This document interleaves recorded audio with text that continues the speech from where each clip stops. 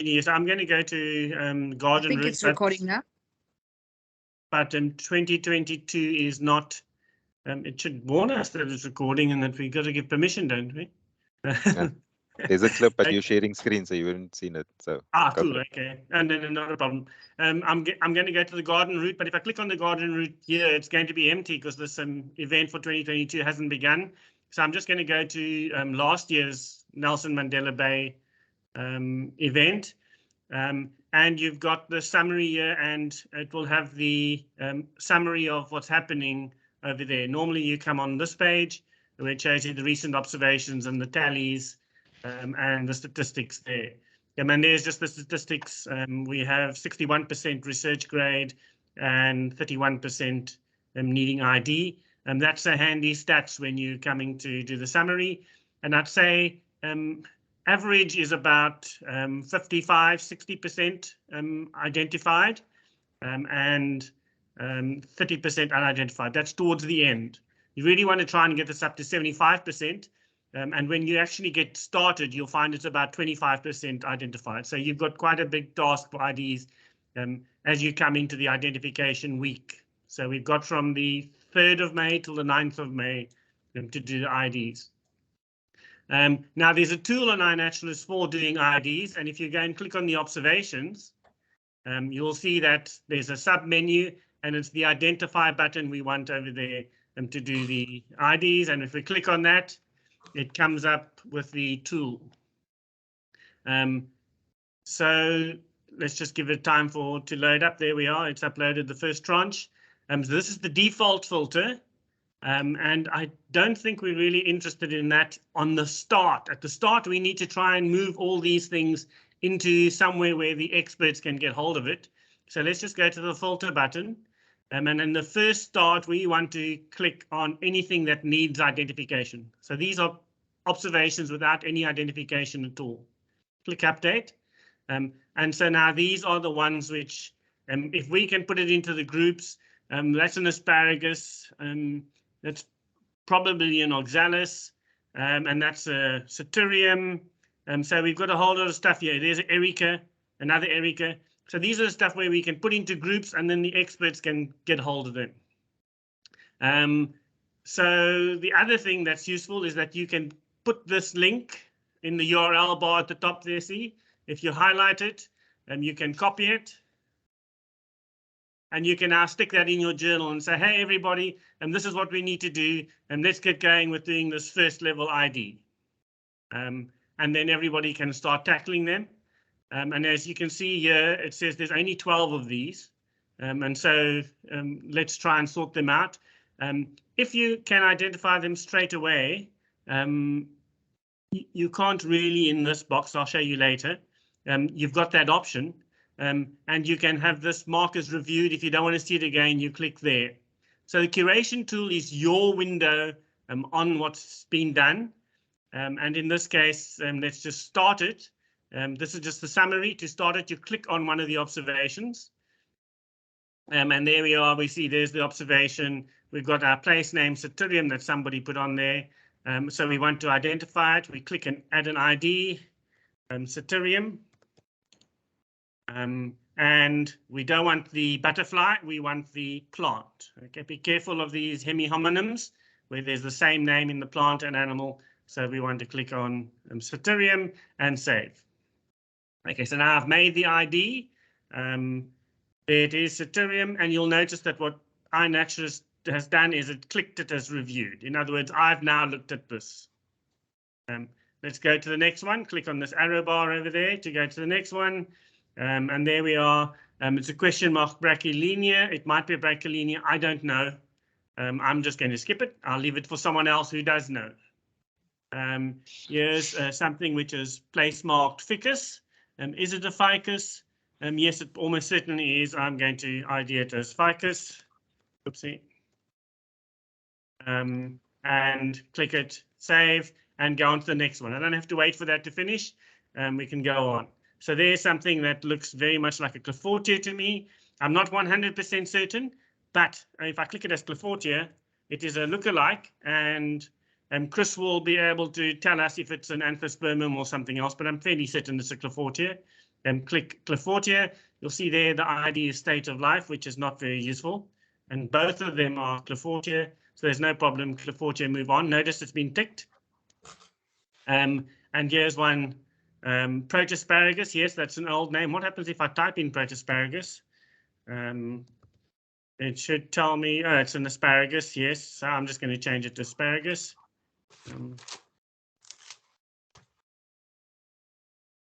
I can spell.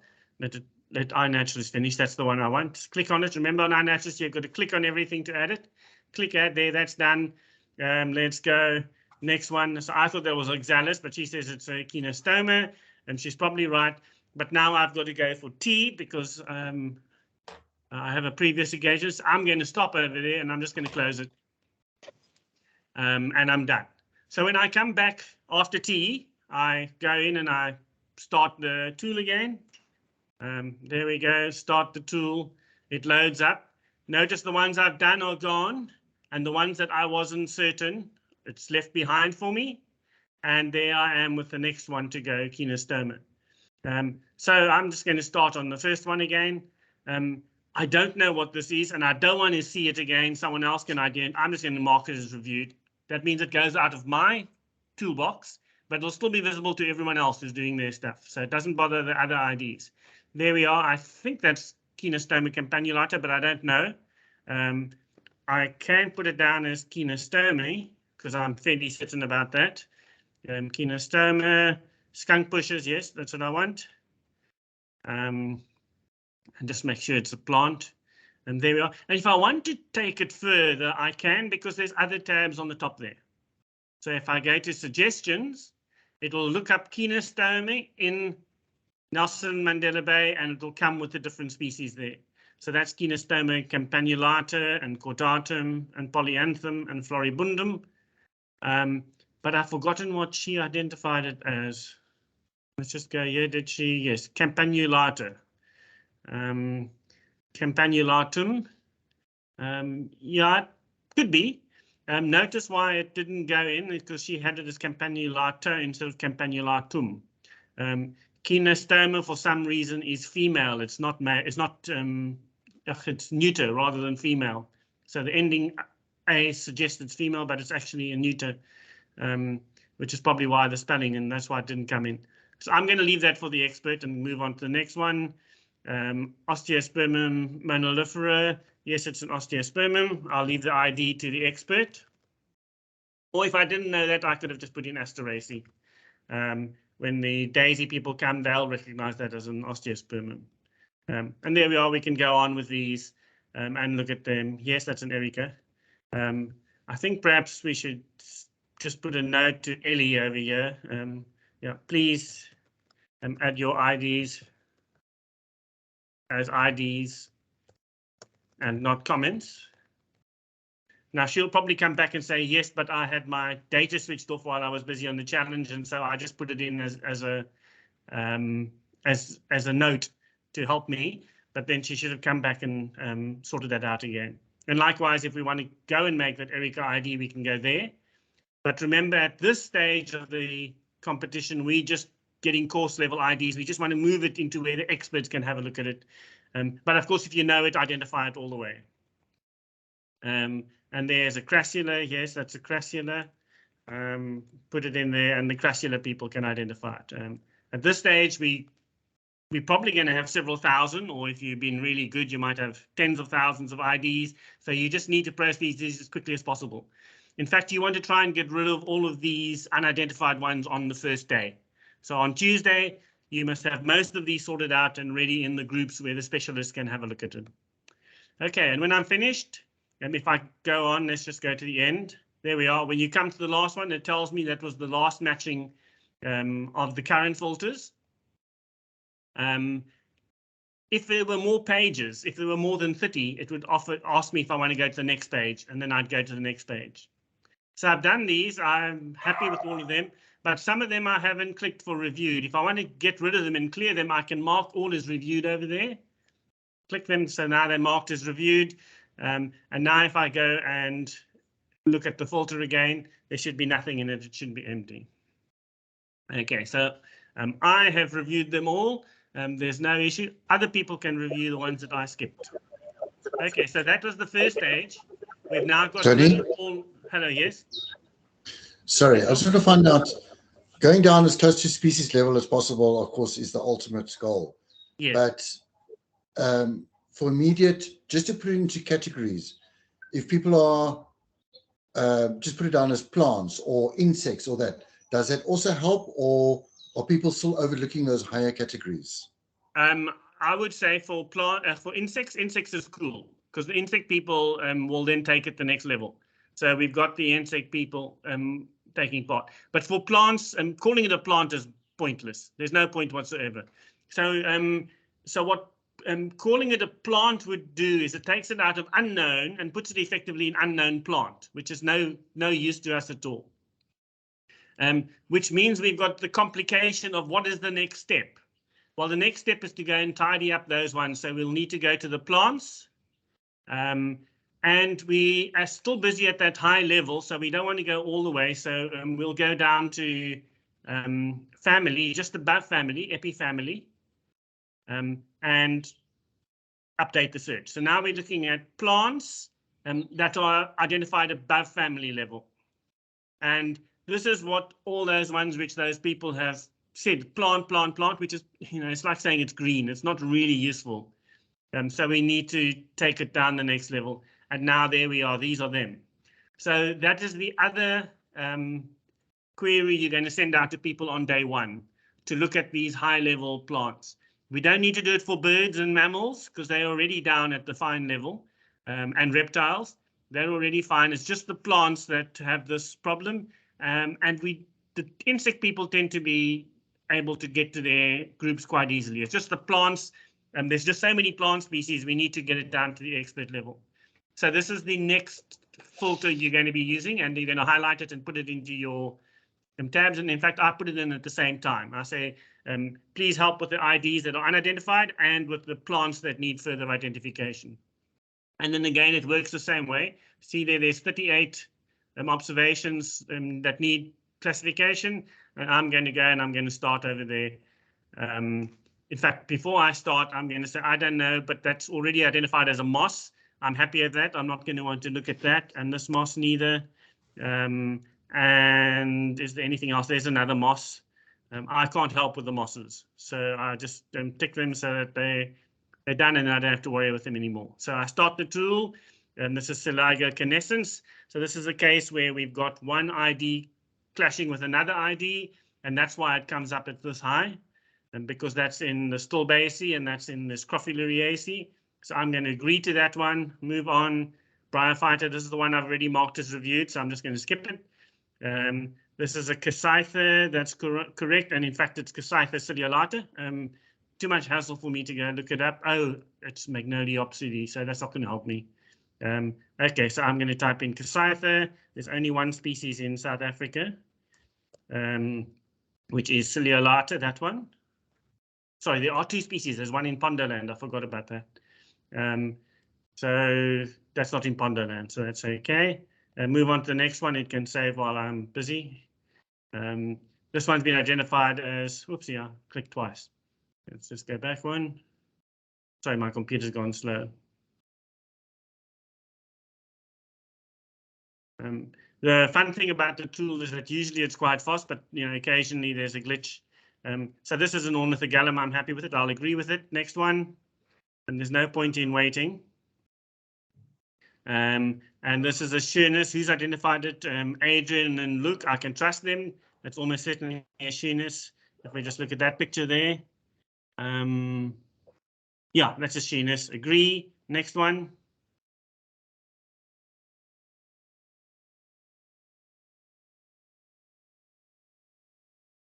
And the reason why that one came up so high was because we've got a Restio ID there. But here we go again. So we've got two Restios and two Sheernesses. Palilad and Cosmic I've not heard of, but I know both Adrian and Luke, and they're good, and that is definitely a Sheerness. I'm going to agree with the Sheerness. So now we've got three IDs for Sheerness and two for Restio. It's going to stay in the Pahalas. It's not going to get any further, but then hopefully someone else will come along and add their ID and sort that out.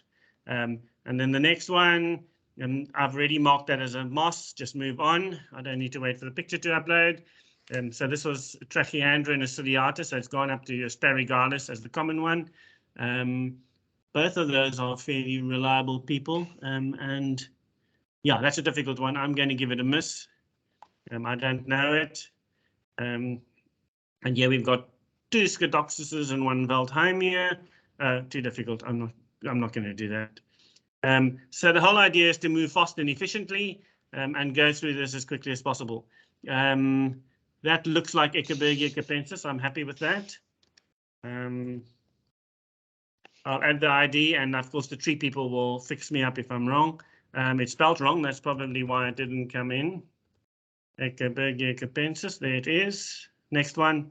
Okay, so you can see that the ID tool is really fast, really efficient, and you can quickly zoom through.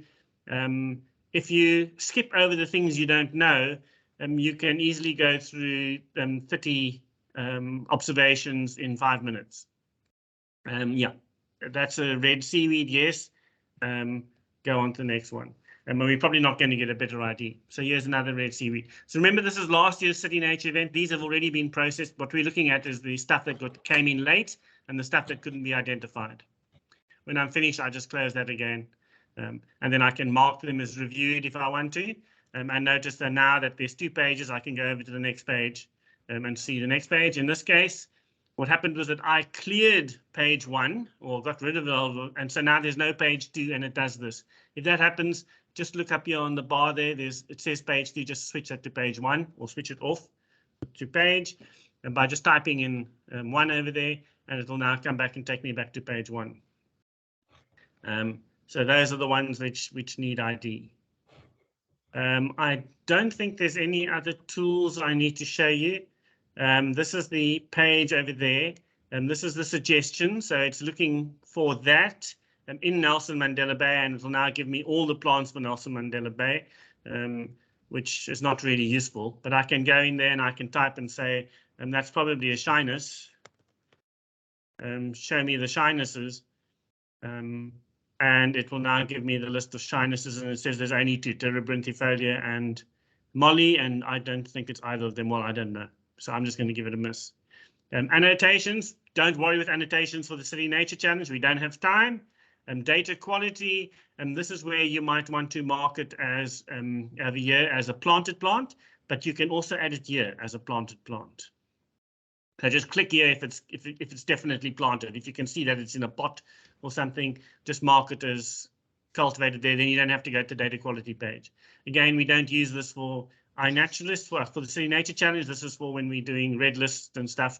We just need to sometimes mark it as a suspect or whatever. If you need to get this out, you can pop it out by clicking there. That will open it up in another tab. And so there's your observation. There we are. There's the observation. You can then go back to your page there. And if this is a dark or light image, you can lighten it and darken it to look in the corners. Sometimes, the fruit are in the shadow, and you can just go and lighten it up in the shadow and look what the fruit looks like in the shadow. So this is a very handy tool.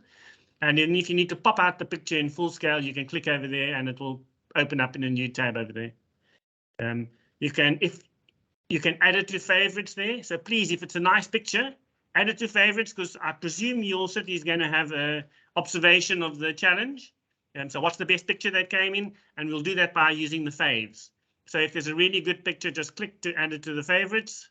And I faved it, and then you can unfave it if you did by mistake by clicking on there. If it's cultivated there, and if you don't want to see this again, you can click review there. But if you make an ID, it will automatically go there. And then there's keyboard shortcuts for you guys who use that sort of thing. And all these things you do with a mouse, you can do with a keyboard just by typing a letter. And you will see occasionally you're trying to make an ID. So you click on it again to close it. Wants to open, wants to close. You'll see sometimes when you're trying to make an ID and you don't have your cursor in the box and you type something, it does something funny. Those are the keyboard shortcuts. Make sure that your cursor's in the box. Otherwise, you might start some other process. One of these other things, like if you type an I, you might be adding an ID, or if you type a C, you're adding a comment. That's why sometimes it does funny things. So that's just a heads up for if something funny happens. So when you finish, you close it. And then that's the second phase. Your next phase is to get your experts in. So those will be the first 2 days. I think we'll probably be involved with just getting the stuff down to the level that the experts can come in, and then you need to get it ready for your experts. And again, we'll then come through and use the filter box. And now we will switch off these because we don't need these anymore. We'll go to low. So, and this low, that was just to set it so that it only showed stuff above family because we wanted to do the course IDs. But now we can switch that off totally. So now I've switched all those off, and I'm going to leave it on needs ID, and I'm going to then update that search. There we are. There's 819 like that need ID. But if I want my experts to get going, I'm going to make it easier for them. So who's my Eric Casey team? I will type in Eric Casey in the ID box. There we are. Click Eric Casey. And there we are. There are, if we look over there, 22 Ericas that need identification. You can see some of them need identification and some of them have been identified and need confirmation. So this is the URL then I would send. I'd click that on there and I'd email it to them, or I'd put it in the journal for the City Nature Challenge. If you wanted to identify Eric Casey, click here. And then they'll get this, and then they can go, this page will show, and they can click on there and start and go and say, yes, that's Erica Gloomy Flora. Whoopsie, I didn't mean to go out of the thing. Next one, that's Erica Unilateralus. Yes. That is Erica Articularis. No. Newtons. I don't know. Skip. There's Erica. No, I don't know that. Skip. Nope. You can see why they haven't been identified. But you quickly learn your groups. But of course, your experts will be doing this. And Erica Discolor. It could be, but I don't know my Erica Discolor well enough, so I'll give it a miss. And well, when you finish, and that's it. And then your expert can say, okay, I've done Erica, what can I do next? And if you're clever enough, you'll have in the journal, you'll tell them, well, here's the link for Proteaceae. Please go and identify the Proteaceae there. And you can see somebody's identified them already. If we want to see, there's 3 that need identifications but haven't been reviewed. I can click over there. So what are the ones that need identification? So there we are. You can see I identified it. And I said, no, I can't identify it. It's in a garden, and that's not good enough for an ID. And that I identified as Eucalyptifolium, but no one's agreed with me. So someone needs to go and agree and make it to research grade, and that's done. Okay, and then the final stage of the identifications is to get something to research grade. So we want them research grade, and so you tick research grade there, and now these are the Proteaceae under research grade. Whoopsie, I had reviewed on. Let's put reviewed off. Let's take Eric Casey rather. Or Restianaceae. Let's try some. Restianaceae. So now that's the ID tool for Restianaceae. And as we can see there, there's 43 that need identification. So there's quite a lot, but quite a few of them here have been identified and just need confirmation. So this would be the final one that you send to your people. This is not crucial. The research grade is not crucial for the City Nature Challenge. This would perhaps be mop up afterwards. But if you are going for the, there is not one of the main prizes, but one of the categories is the most observations that are identified to research grade, and they do it by proportion. So if you only have 10 observations and they're all research grade, you're probably going to win that category. So that's the final stage. But for the City of Cape Town, we don't get to that level. There isn't time. We're just lucky enough if we can get it to just get all the needs ID sorted. Okay, so that's the tool. And you put it in your, whoopsie, you put it in your journal. Where's the, in the journal, you put in there, today we're going to do these can you please concentrate on that? And that's the way you communicate with people and organize the parties. Of course, you could also use your hall or your herbarium or something and get people there and get them around and get them busy. That's really cool.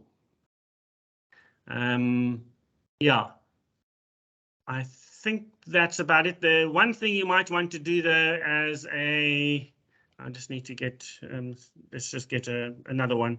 Etiquette one. Sorry, it's Etiquette's at the bottom. Although no, I think Etiquette changed its name. Let's just see.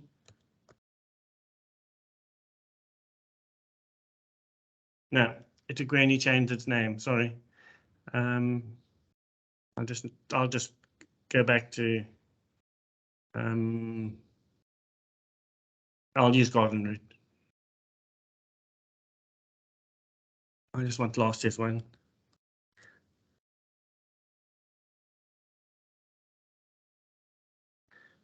Okay, the one other thing you might want to do as a coordinator is in your observations, you just keep tab on what needs identification. And the easiest way is to go to your observations there, then go and do a search. So not the identify tool, but the search tool. So now what we're doing is we're looking at for the City Nature Challenge. This is Garden Route. And there's all the observations from the garden route, and you just set your filter there and you say birds, and you want to go needs ID, update search. So for the City Nature Challenge, there are 69 observations that need an identification. You can see a lot of them are sounds, so people have difficulty identifying sounds. What you can do is just every now and then just go through and check what are the frogs like. Only 7 observations of frogs. What are the spiders like? 200 observations need an ID. So this is something you could put in the journal and say, hey, please find us some spider people to help us with these identifications. If you want to actually send them the link for identifications for the spiders, now if you've got the spiders here, you don't have to go all the way and do everything complicated. If you look at the filter, there is an identify button there on the filter, and if we click on that, that will give you the identify tool, and you can just copy that URL into your journal and put it there and say, hey, we need spider people, please. Can you find someone, a spider who knows the spiders and who can help us with IDs? And then they'll come up on this page and get this tool. So they're really superb tools there. And in fact, I'd recommend you use the identification tool routinely. I use it for my identification of proteas every day. So I have, if we look over here, there's my ID protea. If I need to identify proteas, I just click there on my bookmark and it opens it up, and there's the proteas waiting for me to ID. These are the ones I haven't ID'd. You can see there, I've got 6,000 still to ID. So, okay, so yeah, I think that's, yeah. So the ID tool is really useful, and we'll be using it for the parties. And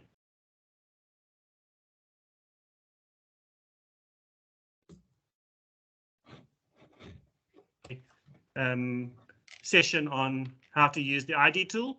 And if you want to find out more, if you go to the more under video tutorials, and there is a section on how to use the identify page. It's only a 2-minute tutorial, so it's really cool if you forget something or if you need a reminder on how to use the tool, just pop into your iNaturalist video tutorial section and go and just do a little refresher course on there. It's quite fun. Okay, I could show it to you, but it doesn't do any sound, so playing it won't work. You need to play it yourself and things. So if you just want a summary, a 2-minute summary of what took me 20 minutes to do, and there it's over there. Okay, open to questions. Subs, your baby. Fantastic. Thank you so much for that detailed demo, Tony. I'm going to stop recording that.